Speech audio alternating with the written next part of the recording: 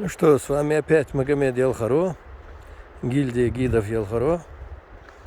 Теперь мы уже спускаемся по тропе обратно. И впереди мы сами видим моих друзей, которые вместе со мной, извините, протаптывают здесь в горах тропы. Это табун лошадей, который состоит из 4 кобылиц и 1 жеребца.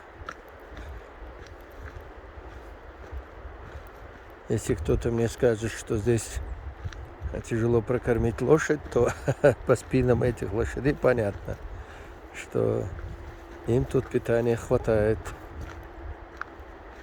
Они очень сыты на фоне этих снежных гор.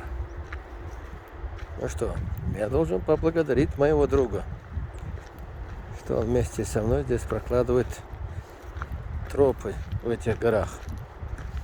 Так что, можно сказать, мы с ним вместе налаживаем инфраструктуру будущего города Цоу. Цоу-Гала, будем его так называть. Цоу-Гала. Вместо Цоу-Пха. Значит, будущий город Цоу-Гала.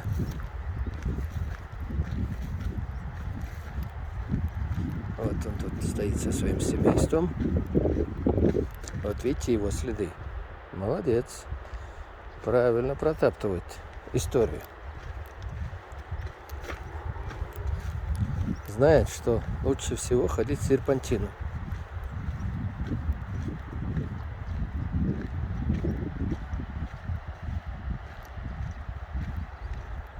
Ну, посмотрим, насколько он меня близко подпустит. Конечно, он очень недоволен,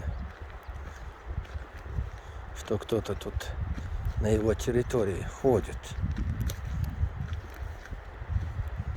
Вот видите, уже все, обратил внимание, смотрит. Ну что, как разъедемся? Ты уступишь мне тропу? Или как?